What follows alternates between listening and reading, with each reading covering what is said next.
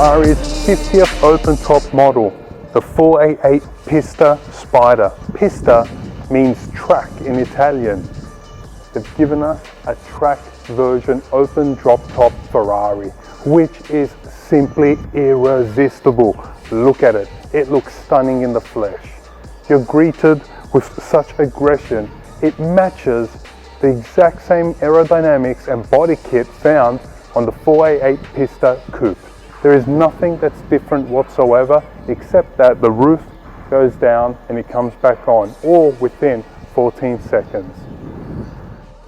What we have is Ferrari has won for the first time ever with a car, 4 years running, best engine of the year, with this twin turbo 3.9 litre V8 that produces 720 horsepower. It weighs 88 pounds less than the regular 488 Spider, and it weighs 100 kilograms more than the coupe version of the Pista. You're greeted by Alcantara seats, Alcantara lining right throughout this cabin, and carbon fiber on the dashboard, steering wheel with a bit of leather here, and carbon fiber paddle shifters. This car speaks race. Track ready, open top. What more would you want? Amenities out the window. Just jump in and take it for a spin. And that is exactly what I'm doing right now.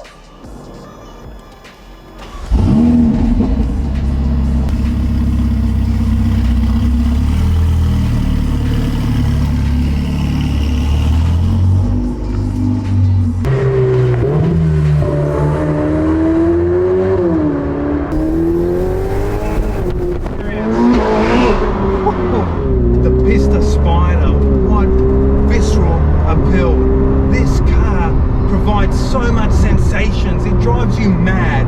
The roof comes down, it doesn't subtract from driving a coupe. You still get that added sound, the added benefit of more noise. You can hear the pops and crackles a lot more clearly now when you have the roof down. The car is simply divine. It's satisfying, to tell you the truth. When you think about it, you think, okay, it's a Spider, I'm gonna lose a bit of handling, a bit of performance. You simply don't. It has the same 0 to 100 kilometers per hour as a coupe version, which is 2.8 seconds.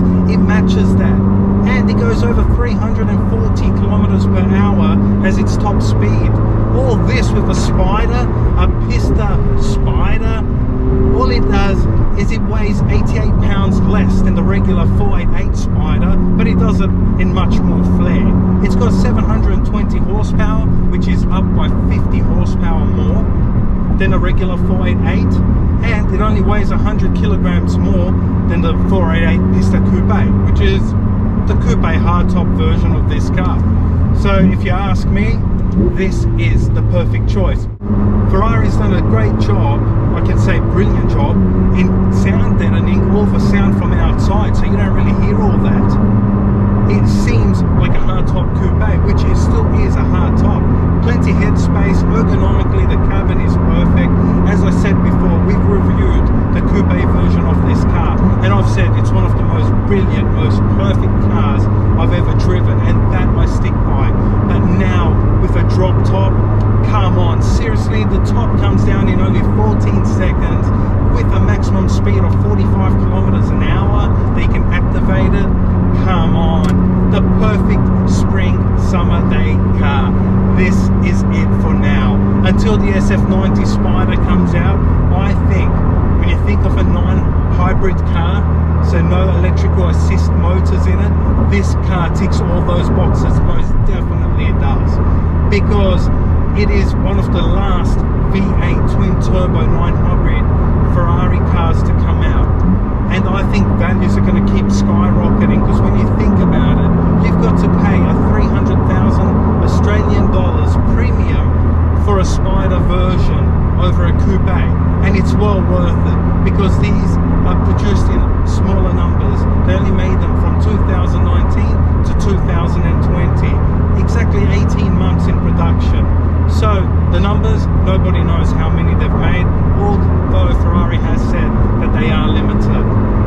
But everything it does is simply perfect.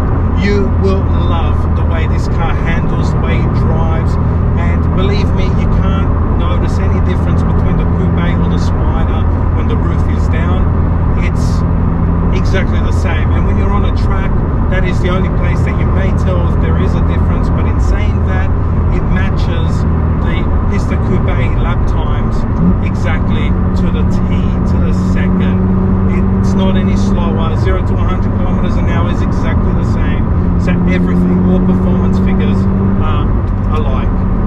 So if you ask me, would I get the coupe version or the Spider? I think the answer is pretty evident. I would get the Spider over the coupe, only because it gives you that added more fun. And that is what life is about, the fun factor.